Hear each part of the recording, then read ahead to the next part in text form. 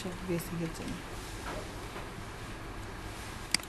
তাহলে আবার আমরা তোমরা কি ট্রাই করছিলা কালকে, দেখছিলা এগুলা? ভাজের কথা ছিল, ভাজে আমাকে দেয় নাই। আচ্ছা যাই হোক না, সমস্যা নেই। তাহলে এখন আমরা যে কমেন্ট এগুলো এই পর্যন্ত দেখছিলাম কিন্তু, তাই না? তাহলে ইউজার পর্যন্ত অ্যাপিয়ারেন্সে পরে আমরা দেখছি তো। হ্যাঁ, তাহলে অ্যাপিয়ারেন্সে পর্যন্ত যাই, তারপরে অ্যাপিয়ারেন্সের মধ্যে থিম আছে, তো কাস্টমাইজটা আজকে আমরা দেখি।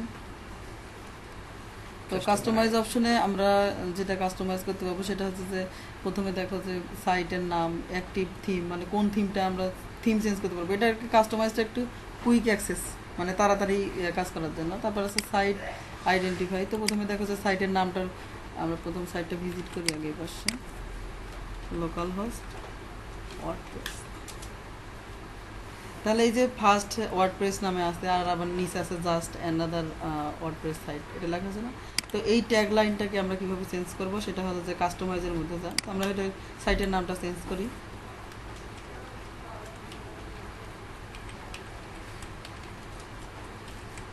পার্ট 2 দিলাম আজকে। তারপর এখানে দেখবো আমরা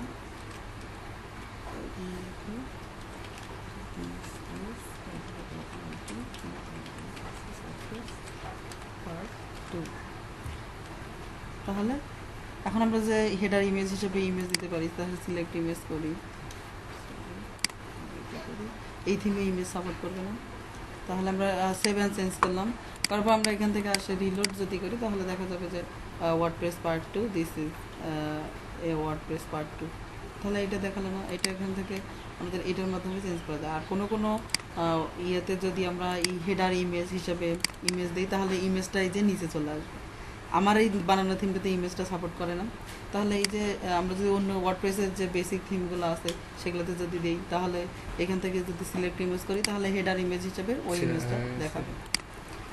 তাহলে এটি গেল হচ্ছে আমাদের কাস্টমাইজ অপশন, অ্যাপিয়ারেন্স কাস্টমাইজ। তারপর উইজেটের যে ব্যাপারটা আছে এটা একটু দেখো। তো উইজেট মানে হচ্ছে, দেখো কি আছে। তো প্রথমে উইজেটগুলো আমাদের, উইজেট মানে এই যে ভাগ পাশে স্লাইড বার থাকে, লেফট স্লাইড বার, রাইট স্লাইড বার, এরকম কিছু কিছু অপশন থাকে কিন্তু, তাই না?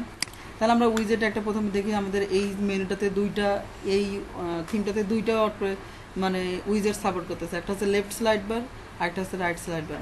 তো লেফট স্লাইড বারে আমরা ক্যালেন্ডার হিসাবে উইজেটের ক্যালেন্ডার যোগ করতে চাই, তাহলে ক্যালেন্ডার টাইটেল লিখি যে 2016 ক্যালেন্ডার 16 লিখি।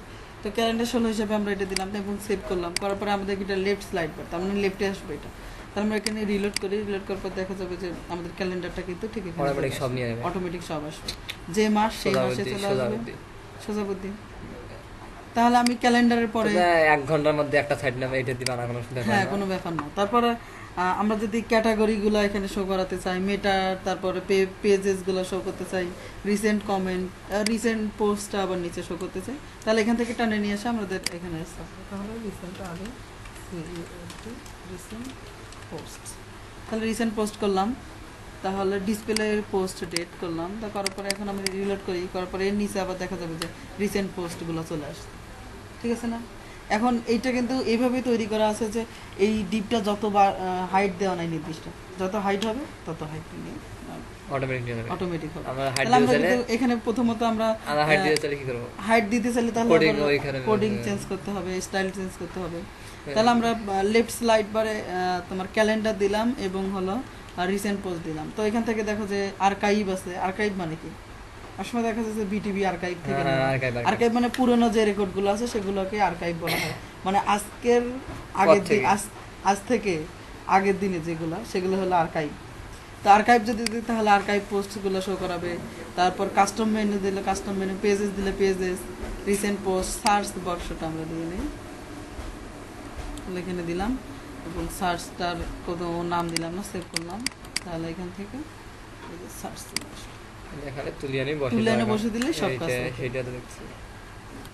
তাহলে আরো দেখো আরএসএস, সার্চ, তারপরে ট্যাগ ক্লাউড, টেক্সট হিসেবে যে কোনো প্যারাগ্রাফ যদি দিতে চাও তাহলে টেক্সটটাও আমরা দিয়ে দেখাই। তাহলে টেক্সটের টাইটেল হবে হচ্ছে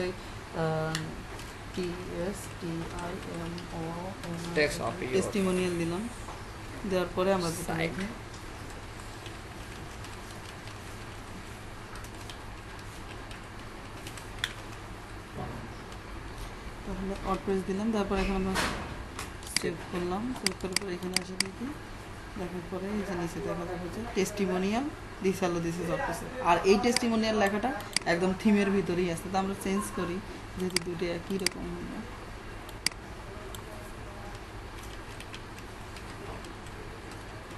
প্যারাগ্রাফ নামে নেবেন, এটা নিচে আছে, তাহলে সেভ করলাম, সেভ করার পরে ক্লোজ করে দিলাম, ক্লোজ করার পরে এখানে আসলে রিলোড করি, দেখা যাবে যে প্যারাগ্রাফ নামে দিতে দিয়েছে। তাহলে এফসে যতগুলো নিব সবগুলোই কিন্তু চলে আসবে, লেফট স্লাইড বার রাইট স্লাইড বার। তো এই যে থিমটাতে এখানে শুধুমাত্র লেফট স্লাইড বারটা কাজ করতেছে, রাইট স্লাইড বারটা এখানে শো করানো নাই, সেজন্য কিন্তু রাইট স্লাইড বারটা আমরা কাজ করতেছি না। তো একটা সাইটের একটা থিমের অনেকগুলো উইজেট থাকতে পারে, তো সেই উইজেটগুলো কীভাবে সাজানো যায়, এই ঠিক একই নিয়মে সাজানো যাবে উইজেটগুলো। তাহলে এটা হলো উইজেট গেল, তাই না? আচ্ছা, আপনারা যে ওয়ার্ডপ্রেস মূল কাজটা কি করি আমরা? ওয়ার্ডপ্রেসের মূল কাজ হচ্ছে যে ব্লগ সাইট তৈরি করা। ব্লগ সাইট ব্লগ সাইট মানে এটা এআও ছাড়া, কোডিং ছাড়া? কোডিং ছাড়াই, মানে কোনো প্রকার কোডিংয়ে নাই, যারা কোনো কোডিংয়ের ধারে না তাদের জন্য এটা, মানে কোডিং ছাড়া একটা অ্যাড তৈরি করা। হ্যাঁ। ব্লগ আর সাইট যদি এটা হলো কোডিং ছাড়া বেসিক লেভেলটা সম্পন্ন করা সম্ভব। যদি তুমি ওয়ার্ডপ্রেসের অ্যাডভান্স লেভেলে যেতে চাও তাহলে তোমার যে কেউ মানে যত কিছু তুমি এতদিন শিখছো সবই লাগবে, তার সাথে আরও কিছু লাগবে, পিএসপি লাগে। তারপর মেনুটা তো কালকে দেখানো হয়েছে, তো এখানে একদম মেনু হলো ড্রপ ডাউন মেনু কীভাবে করা লাগে সেটাও দেখানো হয়েছে। এখানে আছে দুইটা মেনু, একটা আছে ফুটার মেনু, একটা আছে মেইন মেনু। ফুটার মেনুটা নিচের দিকে সাপোর্ট করানোর জন্য, মানে এখানে থিমের উপর নির্ভর করবে যে মেনুগুলো কোথায় কোথায় সাপোর্ট করবে। তারপরে এডিটরে আমরা যাই, অ্যাপিয়ারেন্সের ভিতরে এডিটর। তো এডিটরের ভিতরে দেখো যে প্রথম নাম্বার টেমপ্লেট নেম ঈদ, এই যে স্টাইলটা কিন্তু আমরা এখান থেকে এডিট করতে পারছি, মানে এইখান থেকে আমরা কোডিং করে কোডিং করতে পারছি, আমাদের কিন্তু ভিতরে প্রবেশ করার দরকার হচ্ছে না।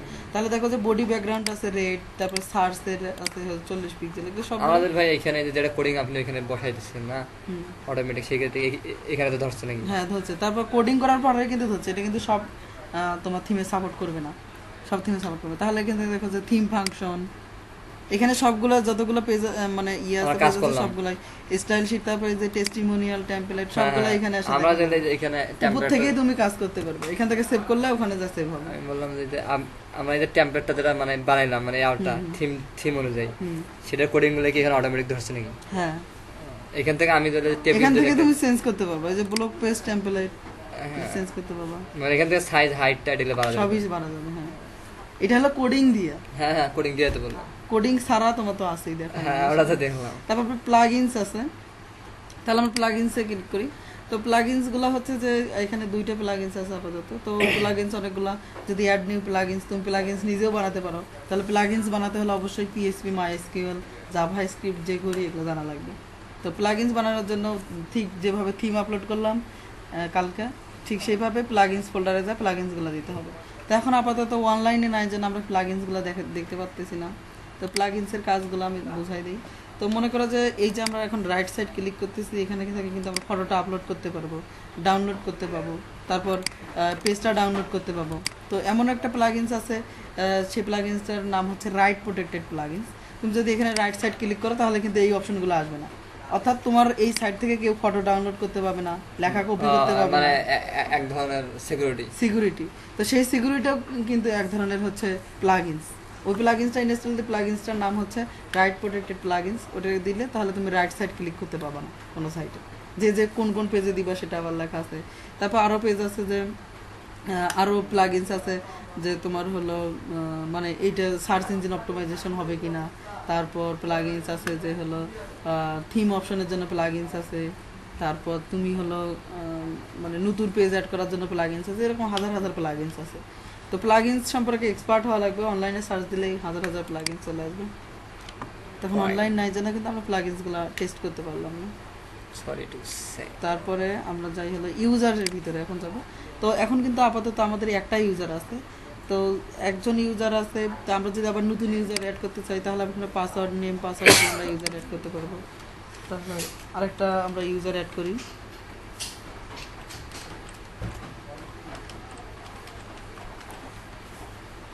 First name. বা এখান থেকে দেখা যাবে না কে কে আপনার সাইটে ঢুকতেছে। হ্যাঁ, সেটারও একটা প্লাগইনস আছে। ওটাতে প্লাগইনস ইনস্টল করবা যে হলো ওটা প্লাগইনসের নাম হলো অনলাইন অ্যাক্টিভেটরস প্লাগইন, তারপরে কন্টাক্ট সাইট প্লাগইন, হ্যাঁ বা অনেকগুলো প্লাগইনস অনেক আছে। ক্ষেত্রে তারা তার সিকিউরিটি দেয় আর কি তারা। তার হচ্ছে কোন ডিভাইস থেকে হ্যাঁ হ্যাঁ সেটা ঢুকছে, সিকিউরিটির তারপর জন্য। আইপি অ্যাড্রেস, কখন ঢুকছে, তারপর কতক্ষণ ছিল, কতক্ষণ ছিল, সবগুলো এগুলোর হিস্টোরি আছে। এই সেটার জন্য।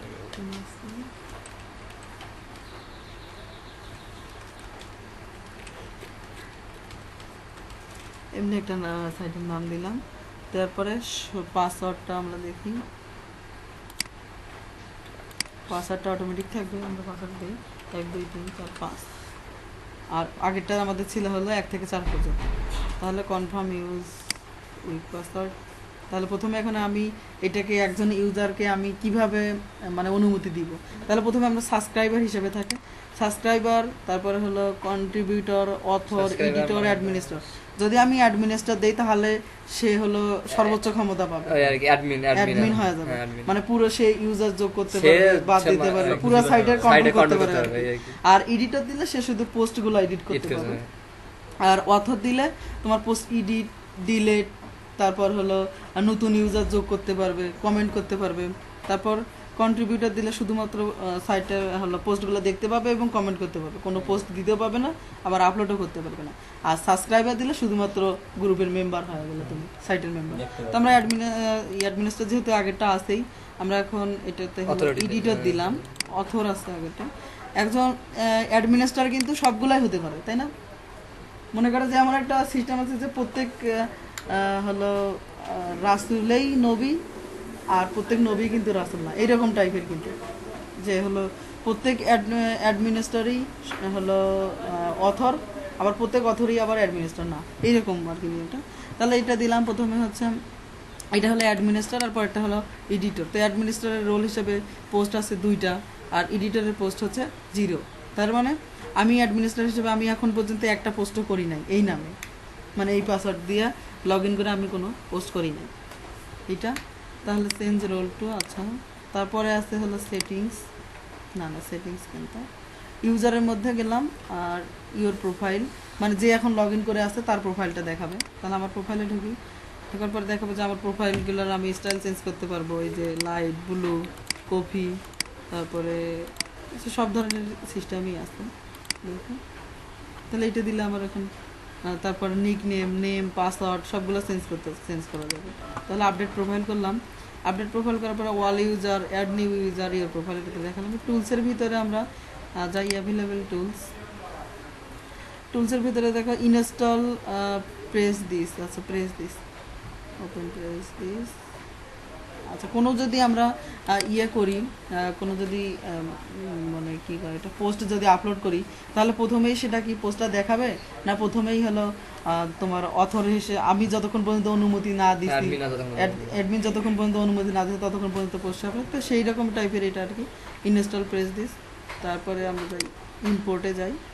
তো ইম্পোর্টের ক্ষেত্রে ব্লগার যত মারামারি শুরু হয়েছে ঠিক ব্লগারে অবস্থা। আচ্ছা দেখ, এটা হলো নেট ছাড়া হবে না। তারপর এক্সপোর্ট, সেটিংসে যাই। তো সেটিংসে প্রথমে আমরা জেনারেল সেটিংয়ে যদি যাই, জেনারেল সেটিংয়ে যা ঠিক আমরা যে কাস্টমাইজে যেটা দেখছিলাম, সাইটের নাম, সাইট টাইটেল, তারপর সাইটের ট্যাগলাইন, তারপর সাইটের তোমার ইউআরএলগুলো কীভাবে দেখাবে, ঠিক আছে? তো ইউআরএলগুলো যদি আমি এখানে ওয়ার্ডপ্রেসের জায়গাতে অন্য কিছু দেখাতেছি তাও কিন্তু দেখানো সম্ভব, আমি যেটা দেবো সেটা দেবো, যেটা লিখে দেবো সেটা দেবো। তো সাইট অ্যাড্রেস ইউআরএল, মানে সাইটের অ্যাড্রেসটা কী হবে, আমি যদি সামনে যে www দিই তাহলে www দেখাবে। তারপর তোমার ইচ্ছা মতো আর কি। তারপর ইমেল অ্যাড্রেস, তারপর মেম্বারশিপ। তারপরে এখন মেম্বারশিপ যে কেউ এনিওয়ান ক্যান বি রেজিস্টার, এটাতে যদি ঠিক চিহ্ন দাও তাহলে যে কেউ তোমার সাইটে রেজিস্টার করতে পারবে। তারপরে নিউ ইউজার ডিফল্ট রোল, মানে একজন ইউজার আর রেজিস্টার করলে কি হিসাবে থাকবে। তা আমি যদি এখানে অ্যাডমিনিস্ট্রেটর দেই তাহলে যদি কেউ ঢুকে যদি অ্যাডমিনিস্ট্রেটর হয় তাহলে তো অবস্থা খারাপ, সেজন্য প্রথমে সাবস্ক্রাইবার হিসাবে থাকবে। তারপরে টাইম জোন যেটা আছে সেটা হলো যে ঢাকার টাইম জোন আমরা জানি যে +6, তো +6 আমরা করে দিই, যে +6 করে দিলাম। তারপরে টাইম ডেট ফরম্যাট কিভাবে দেখাবে, তাহলে আমরা ডেট ফরম্যাট DDMMYY দিয়ে দিই এইভাবে। তারপরে আমরা কাস্টমভাবেও দেখাতে পারি, কাস্টমভাবে দেখালে এখানে দিতে হবে। তারপর টাইম ফরম্যাটটা কিভাবে হবে, কাস্টম টাইম ফরম্যাট দেখা যাবে। তারপরে হলো উইক স্টার্ট, মানে প্রথমে কোন দিনটা হবে, প্রথমে আমাদের যেহেতু শনিবার তাহলে স্যাটারডে দিলাম, তারপর আমরা সেভ চেঞ্জ করলাম। এটা হলো শনিবার থেকে, রবিবার থেকে শুরু করে আমরা শনিবার থেকে দিলাম, তোমার ইচ্ছা মতো এখান থেকে দিতে পারো। আর রাইটিং এর যেটা আছে রাইটিং সেটিং, সেটা হচ্ছে যে ডিফল্ট পোস্ট ক্যাটাগরি, মানে কোনো পোস্ট যদি অটোমেটিক পোস্ট করা হয়, কোনো যদি ক্যাটাগরি না দেওয়া হয় তাহলে কোন ক্যাটাগরি ধরবে, তাহলে এখানে আনক্যাটাগরাইজ দেওয়া আছে, আনক্যাটাগরাইজ ধরবে।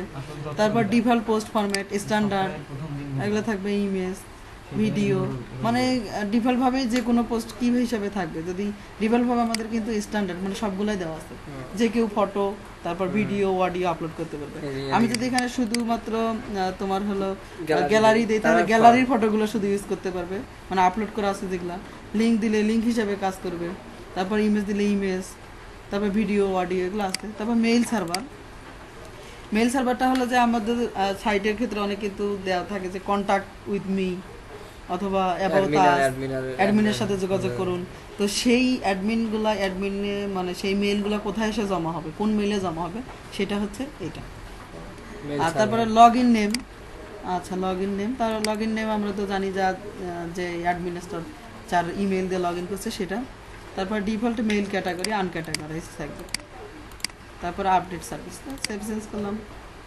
তারপর এখন আমরা রিডিং এর কিছু সেটিং আছে, তাহলে রিডিং এর ফ্রন্ট পেজে কোনটা ডিসপ্লে হবে, তাহলে ইওর লেটেস্ট পোস্ট, ঠিক আছে। আর যদি আমি ফ্রন্ট পেজ মানে হোম পেজে যদি কোনো পেজ না দিয়ে যদি অন্য একটা পেজ দিতে চাই, স্যাম্পল পেজ হিসাবে দিতে চাই, তাহলে আমরা স্যাম্পল পেজ হিসাবে ফ্রন্ট পেজটা দিলাম, তাহলে সেভ চেঞ্জ করলাম। করার পরে এখন আমাদের স্যাম্পল পেজ এখানে গেলাম, যার পর দেখা গেল যে আমাদের পোস্টগুলো আর শো করাচ্ছে না, আমাদের স্যাম্পল পেজ যেটা সেটা শো করাচ্ছে, ঠিক আছে। আর ব্লগে যাই আমরা, ব্লগে গেলে আমাদের দেখা যাচ্ছে যে ব্লগ সাইটে ব্লগগুলো দেখা যাচ্ছে, স্ট্যাটিক পেজ আর হচ্ছে আসলে ভাই ব্লগার যে কয় ব্লগ, হ্যাঁ ব্লগার মানে যারা মনে করে যে বিভিন্ন বিষয়ে টিপস লেখালেখি করে তারাই হচ্ছে ব্লগার। তো লেখলে লাভ কি, না লেখলে লাভ কি? লিখলেও নাই লাভ নাই, না লিখলেও লাভ নাই। লিখলে লাভ হচ্ছে যে অনলাইনে সে পরিচিত হচ্ছে, তারপর সে তার সাইট যদি মানে পপুলার হয়ে যায় তখন সে নানা ধরনের বিজ্ঞাপন পায়, বিজ্ঞাপনে ক্লিক করলে টাকা পায়। মূলত অনলাইন থেকে আয় করার এটাই হলো মানে মূল পদ্ধতি আর কি। তাহলে blog page show at most, মানে ব্লগ পেজে মোট কয়টা পোস্ট দেখাবে একসাথে, তো 10টা দেওয়া আছে, আমি যদি ইচ্ছা করলে 10টা কমও দিতে পারবা। তারপরে হলো পার ইচ আর্টিকেল ফিড, ফুল টেক্সট, সামারি। ফুল টেক্সট দিলে পুরো পোস্টটাই শো করাবে, আর সামারি দিলে শুধুমাত্র অংশ বিশেষ সাপোর্ট করাবে, আর ক্লিক করলে পুরোটাই দেখাবে। আর এটা আছে যে সার্চ ইঞ্জিন ভিজিবিলিটি, তোমার এই যে পোস্টটা না, এই পোস্টটা যদি আমি সার্চ ইঞ্জিনে ক্লিক করে রাখি, তাহলে আমি যদি গুগলে সার্চ করি ওই পোস্ট হিসাবে, তাহলে আমাদের এটা সার্চ ইঞ্জিনে দেখাবে। আর যদি না ক্লিক করা থাকে তাহলে সার্চ ইঞ্জিনে যতই সার্চ দাও তাহলে আসবে না কিন্তু। তারপরে ডিসকাশনে যাই, ডিসকাশন সেটিং এ ডিফল্ট আর্টিকেল সেটিং আছে, তারপর আদার কমেন্ট সেটিং আছে, ইমেইল হোয়েনেভার, এগুলো সবগুলো অনলাইন থাকলে ভালোভাবে দেখানো যায়। তো তারপর আছে যে কমেন্ট ব্ল্যাক লিস্ট, এই যে এই কমেন্ট ব্ল্যাক লিস্টে আমি যেটা কমেন্ট মনে করে লিখে দিব যে এই কমেন্টগুলা লিখলে শো করাবে না। মনে করো অনেক সময় খারাপ কমেন্ট করে, খারাপ ফটো দেয়, তো সেক্ষেত্রে আমি যদি এখানে মনে করো যে কেউ একটা হলো খারাপ কমেন্ট করলো, তাহলে সেই কমেন্টটা আমি যদি মুছে দেই, মনে করো যে হলো রেড হ্যাট এই কমেন্টটা যদি কেউ করে, তাহলে এটা কিন্তু ওখানে শো করাবে না। আমি যেটা কিন্তু কমেন্ট ব্ল্যাক লিস্টে আমরা এটা রাখে দিছি, মানে এই কমেন্টটা কমেন্ট ব্ল্যাক লিস্টে আমি যে এখানে লিখবো, হ্যাঁ, তারপর কমা দিয়ে আবার অন্য একটা দিবা 0177। তারপর মনে করো যে অনেক সময় সাইটে www মানে সাইটে অ্যাড দেয়, মানে অন্য সাইটে, তাহলে www যদি থাকে অথবা http:// এই রকমের যদি কোনো সে কমেন্ট পায় তাহলে সেটা ব্ল্যাক লিস্টে রেখে দিবে, এইরকম টাইপের আর কি এটা। তারপর আছে মিডিয়া, যাই মিডিয়ার ক্ষেত্রে হলো থাম্বনেইল সাইজ, মানে কোনো যদি ভিডিও অথবা ফটো থাকে সেটা ফটোটার সাইজটা কত বড় হবে, এখানে 150 দেওয়া আছে। তারপর মিডিয়াম সাইজ কত হবে, লার্জ সাইজ কত হবে, এগুলো সব অটো নাই এখানে। তারপর এখন ডে অ্যান্ড নেম, মানে এখন এই যে সাইটের মানে ইয়েগুলা মানে পোস্টগুলা কিভাবে দেখাবে, পোস্টের নাম হিসাবে দেখাবে। তুমি যদি ইচ্ছা করো কাস্টম পোস্ট দিতে চাও, এখানে এমনি হাবিজাবি দেওয়া দিলে এই যে দেখো ফেসবুকে কিন্তু এরকম থাকে, তাই না? তাহলে কিন্তু সহজে কেউ বুঝতে পারছে না যে কোন পেজ থেকে কোন পেজে চলে যাচ্ছে। তাহলে এটা কিন্তু সিকিউরিটির ক্ষেত্রে একটা হ্যাঁ, বিশেষ sure. ভূমিকা রাখে। সব আপনার ছাঁচ ইন্দিতে রেখে দেওয়া আছে। হ্যাঁ, তাহলে এটা কিন্তু দেওয়া ভালো। আর যদি কেউ যদি চায় যে আমি এটা দেবো, যে পেজের নাম দেবো, এরকম এটা কি দেওয়া দিলাম, এটা কিছু দিলাম না, বুঝলাম না। যাবে। এটা কাস্টম ভাবে তুমি যেটা দিবে সেটাই দেখাবে। মানে আমি বানিয়ে দেবো এমনি হাঁকা হ্যাঁ। দেবো। Custom structure. ওকে, তারপরে এখন কিন্তু মোটামুটি কিন্তু শেষ ওয়ার্ডপ্রেস, সব অপশনই দেখানো শেষ।